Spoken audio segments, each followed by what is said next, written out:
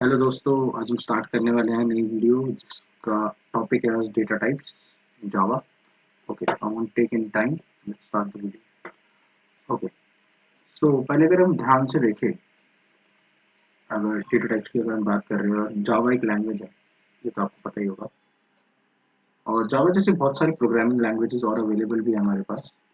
Programming language है, देखते हैं इसके टाइप्स क्या होते हैं। जो लैंग्वेजेस है वो दो टाइप्स में डिवाइडेड है, स्टैटिकली और डायनेमिकली। जावा, अभी आप इन दोनों के मतलब नहीं समझे होंगे, ये क्वेश्चन मार्क होगा आपके माइंड में। हाँ, इसको हम फर्दर एक्सप्लेन करेंगे। पहले आप ये याद रखें कि जावा स्टैटिकली लैंग्वेज है और पाइथन डायनेमिक है। ठीक है, इन दोनों वर्ड्स को हम थोड़ा रियल वर्ल्ड से लेते हैं।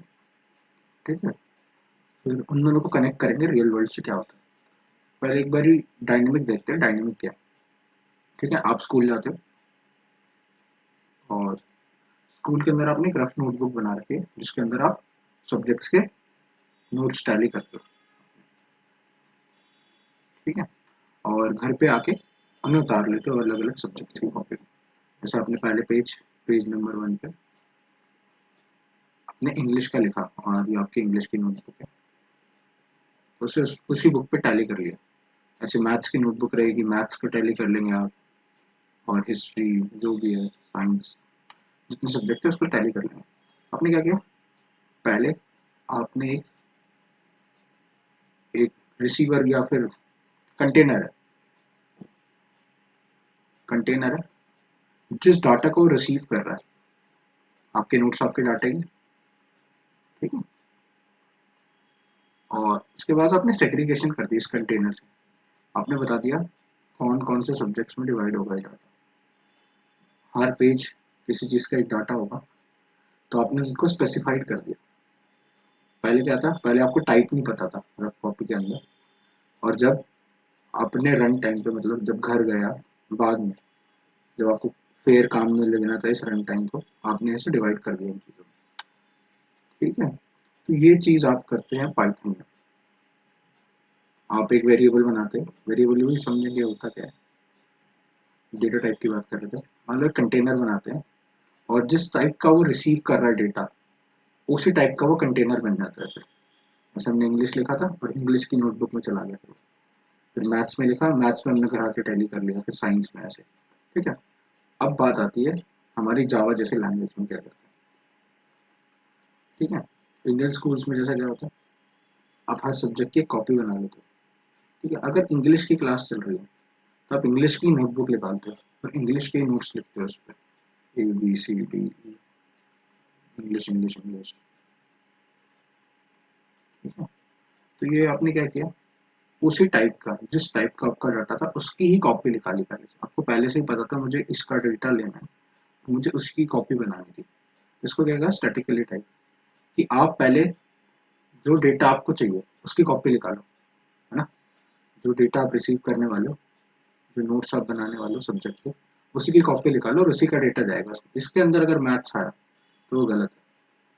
ठीक है, आपको पहले ही बताना पड़ेगा, अनलाइक रफ कॉपी। उसके अंदर आप पहला डेटा रिसीव करते हो और फिर वो स्पेसिफाइड हो जाता है आपके रन टाइम। इसके फायदे भी हैं, आप देखते बता सकते हो, इंग्लिश की कॉपी खोलोगे और उसके अंदर अगर मैथ्स आ गई होगी तो, है ना, आप देखते सिर्फ बता सकते हो एरर है, डीबग कर सकते हो आराम से। ठीक है, पर उस केस में नहीं कर सकते थे। फॉर्मली देख लेते हैं एक बार इनकी डेफिनेशन। ठीक है, statically where each variable, variable अभी हमें पता नहीं है होता क्या है। ठीक है, पर होता होगा, कंटेनर ही समझ लो वेरिएबल को। ठीक है, उन सबको हम पहले से जानते हैं, जैसे हम इंग्लिश के सब्जेक्ट में पहले से जानते थे इंग्लिश लिखेंगे, ऐसे हम जानते हैं कंपाइल टाइम पे, लिखते हुए जानते हैं, लिखते हुए ही बता देगा आप। और डायनेमिक में क्या हो रहा है, ये सब चीज़ें आपके रन टाइम पे होती है। आपने लिख तो लिया कॉपी के अंदर, कॉपी में,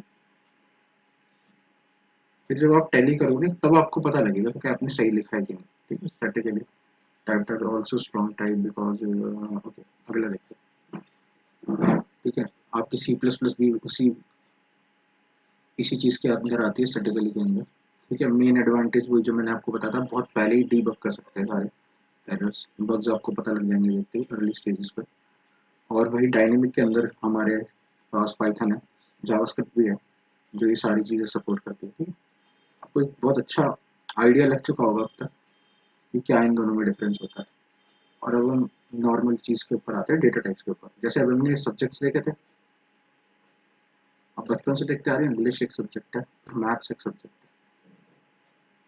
ठीक है, मैथ्स डील करता है नंबरों से, और इंग्लिश मान लो वर्ड्स से, अल्फाबेट से। ऐसे ही हमारी हमारे कंप्यूटर्स भी डील करते होंगे। हमने तो उसमें मैथ्स दिया था सब्जेक्ट, इन्होंने न्यूमेरिक टाइप बोल दिया उसे। उसके सारे नंबर्स को अगर हम डील करना चाहते हैं तो उसका एक डेटा टाइप बना देंगे। ठीक है, कंटेनर ही समझो डेटा टाइप को आप। ठीक है, हमें मैथ्स का डेटा चाहिए तो हमें क्या करती है, इंटीजर। कंप्लीट नंबर को काम नहीं, इंटीजर।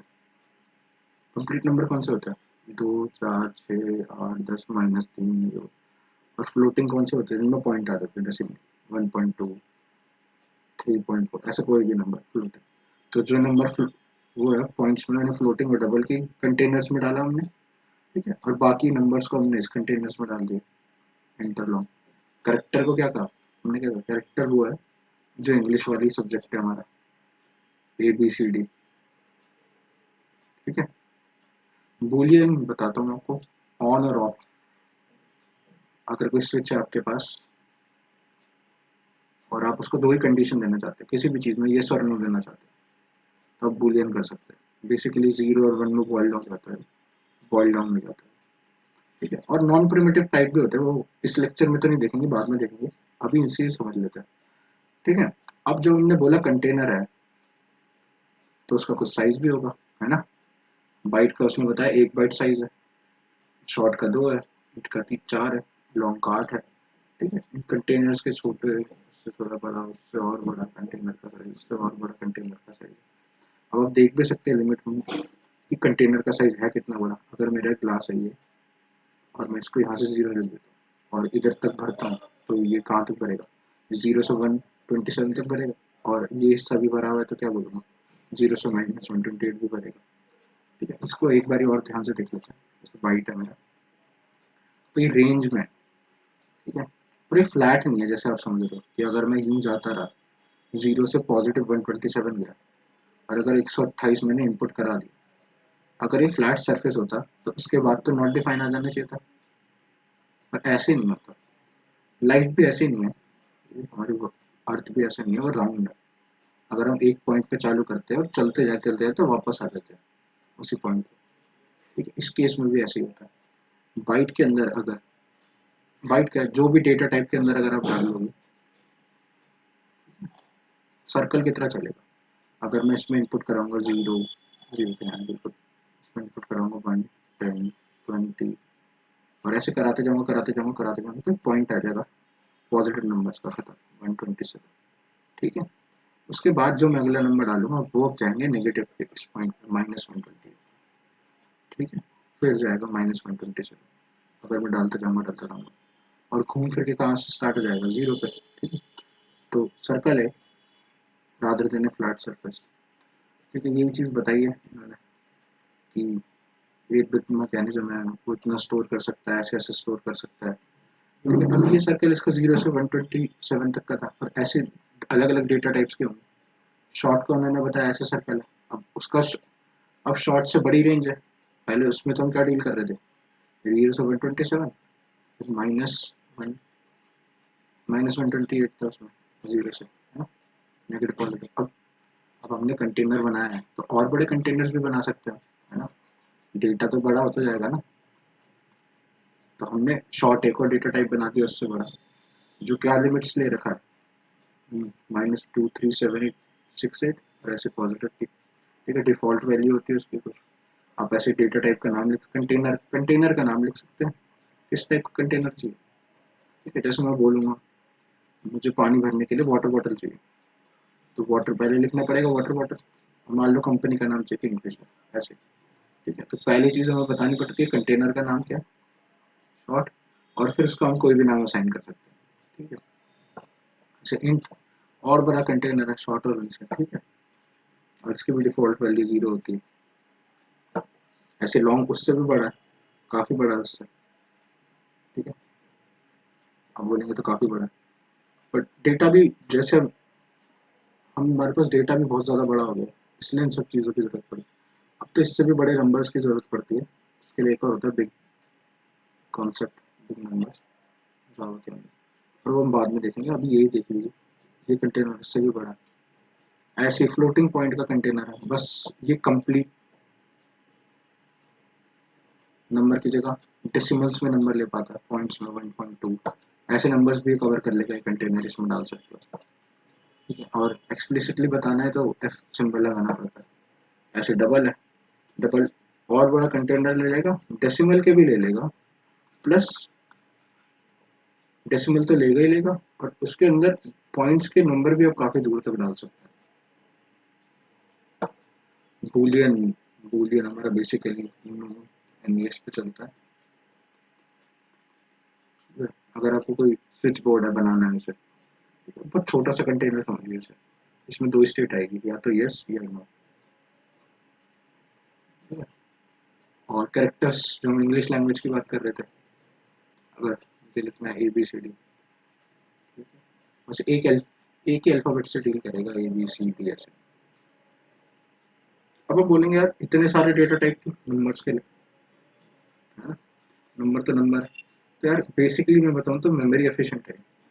अगर आप मान लो इस ग्लास का साइज मान लो 1000 लीटर ले सकता है, ठीक है, आपने घर के छत के ऊपर 1000 लीटर की टंकी लगा दी, और भर आप उसमें पानी लो 200 लीटर का रोज मैक्सिमम, 200 लीटर वाली टंकी लगाओ ना, फिर कॉस्ट ज़्यादा है उसकी, उसको मेंटेनेंस की जगह ज़्यादा लेगी वो छत पे, है ना। ऐसे इसके लिए डेटा टाइप्स होते हैं। तो अगर आप स्पेसिफिक काम के लिए स्पेसिफिक डेटा टाइप लोगे तो आपकी मेमोरी बचेगी, स्पीड ज़्यादा होगी उसकी। ठीक है, तो यही फायदे होते हैं कुछ डेटा टाइप्स के। ऐसे ही अब देखो स्ट्रिंग्स है, हम कैरेक्टर पढ़ रहे थे अभी इंग्लिश लैंग्वेज का। अब जैसे ऐसे समझो, हमारी वर्ल्ड मान लो 5 चीज़ों से बनी है ना, कुछ पुरानी स्क्रिप्चर्स में लिखा हुआ 5 एलिमेंट्स से बने, है ना, एयर, वाटर, अर्थ, फायर, ऐसे 5 एलिमेंट्स बने, उनसे जितने भी कॉम्बिनेशन निकले उनसे चीज़ें बनी हैं। ऐसे ही जो हमारे प्रिमिटिव टाइप थे, उनके कॉम्बिनेशन से नॉन प्रिमिटिव टाइप बने। तो कैरेक्टर्स को अगर हम असेंबल कर देते हैं एक साथ तो स्ट्रिंग्स बन जाती हैं, ऐसे एरेज होती है चीज़ें, कुछ क्लासेस भी उनकी कॉम्बिनेशन है, इंटरफेसेस है। ठीक है, ऐसे इन कॉम्बिनेशंस को हमने नॉन प्रिमिटिव टाइप। तो एक बार वीडियो देख लेते हैं, पूरी रिवाइज कर लेते हैं टॉपिक्स जो हमने बताया अभी। ठीक है, स्टैटिकली और डायनेमिक में बता चुका हूँ आपको। अगर मैं कंटेनर कंटेनर के पॉइंट ऑफ व्यू से दोबारा से सोचते हैं, तो इसको मैंने क्या कहा था कि अगर आपको पहले से अपने कंटेनर का नाम पता हो, जैसे इंग्लिश, तो उसी कॉपी में लिखोगे, ब्लॉक्स पहले पता लग जाएंगे। डायनेमिक में क्या है, रफ कॉपी आपके पास, ठीक है, तो रन टाइम बाद में जब घर पे जाके कॉपी खोलोगे और उसको टैली करोगे तब पता लगेगा आपने कुछ गलत तो नहीं लिखा। ठीक है, यही बताया था। और बाकी आपको ये सारे डेटा टाइप्स बता चुका हूँ मैं। नॉन प्रिमिटिव के लिए एक अलग से वीडियो बनाएंगे, और ये सब आप लोग पढ़ लेना एक बार। I'll link the PPT into the description. Okay, thanks for this video. We'll see you in the next video.